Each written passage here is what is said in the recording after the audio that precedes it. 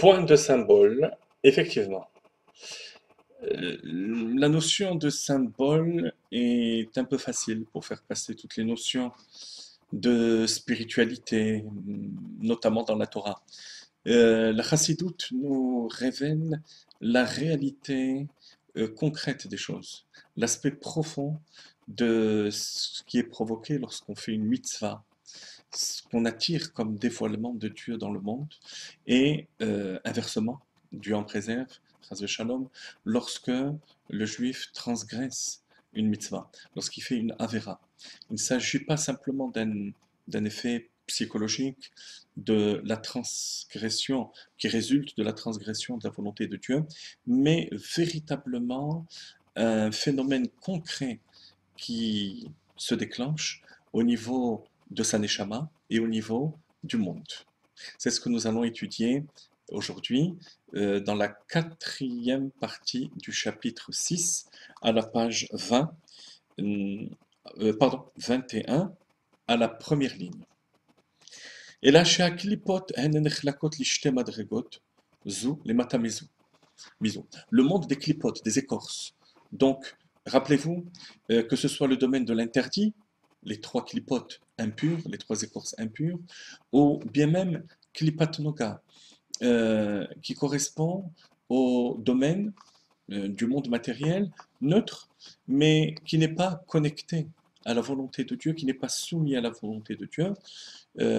Cela s'appelle aussi klipa, l'écorce.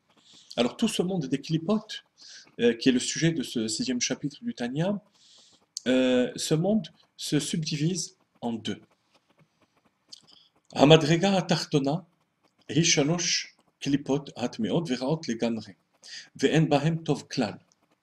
La madrega, le degré inférieur, correspond aux trois clipotes impures, trois écorces impures. Et ça va être l'objet de notre cours, de notre dernier cours sur le chapitre 6, alors que dans le chapitre 7, Admorazaken va commencer à expliquer la quatrième klipa, la quatrième écorce, qui est klipat nuga. Alors, ces trois écorces, ces trois klipotes, sont complètement impures et elles n'ont pas de bien du tout. En bahen tov klal. Question, si elles n'ont pas de bien, si elles n'ont pas de vie divine, parce que ce bien, c'est l'étincelle divine qui anime, qui aurait pu animer ces clipotes. S'il y a une absence totale de bien, comment existent-elles? Comment peuvent-elles subsister?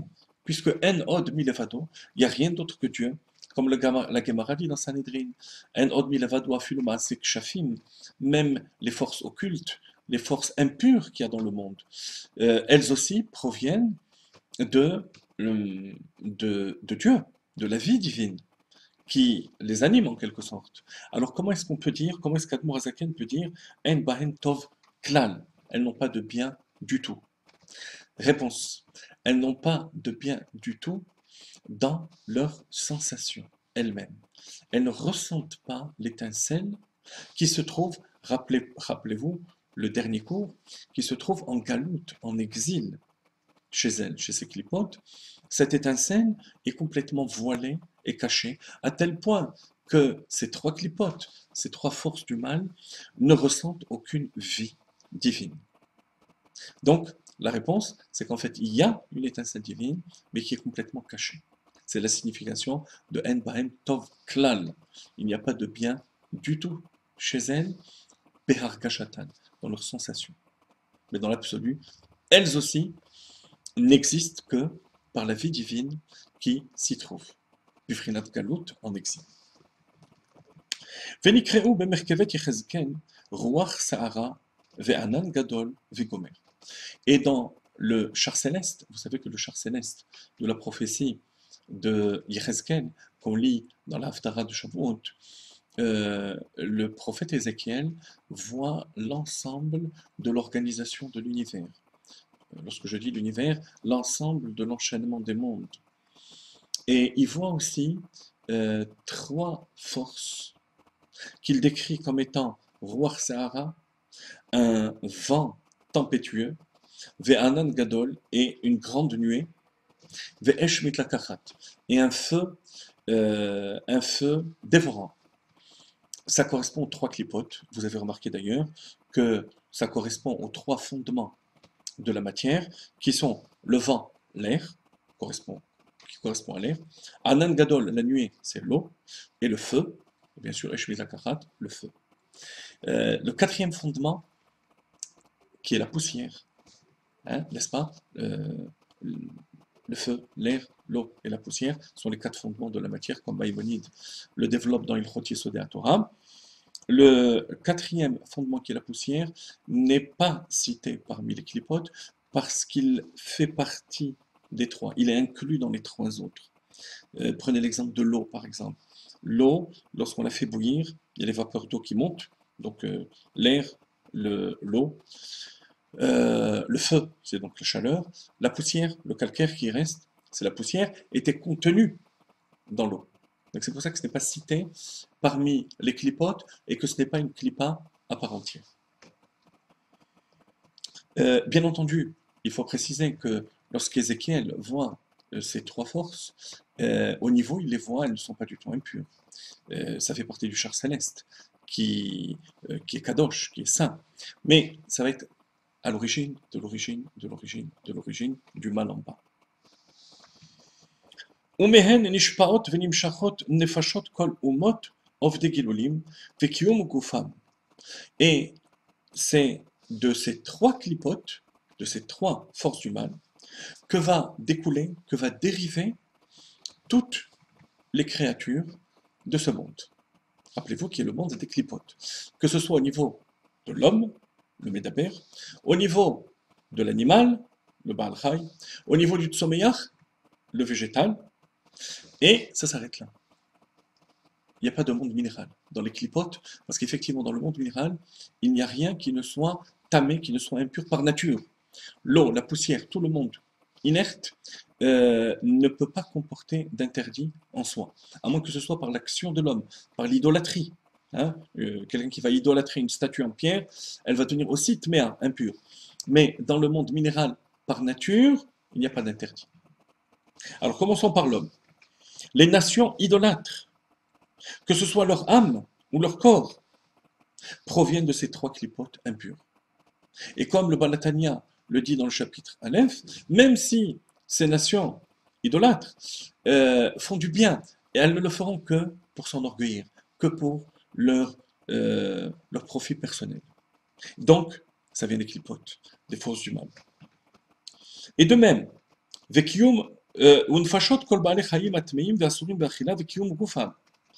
que ce soit l'âme ou le corps des animaux. Les animaux aussi ont une âme, nefesh.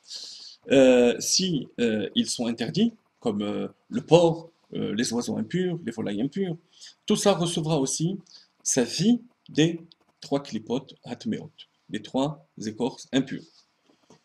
On va au niveau du végétal.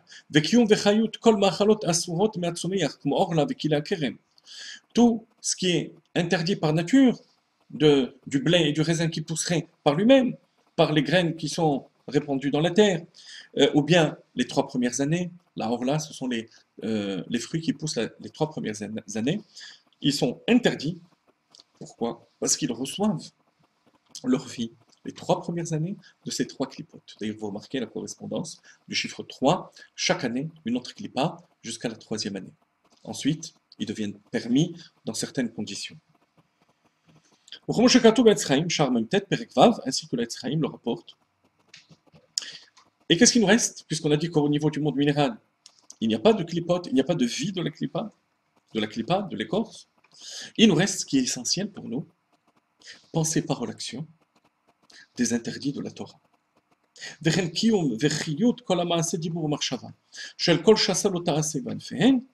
La vie, la vitalité, la force que l'on utilise au moment où on pense, où on parle, où on agit, en transgressant les 365 interdits et leurs ramifications, Midirabanan, à ce moment-là, on est connecté à la klipa, au mal.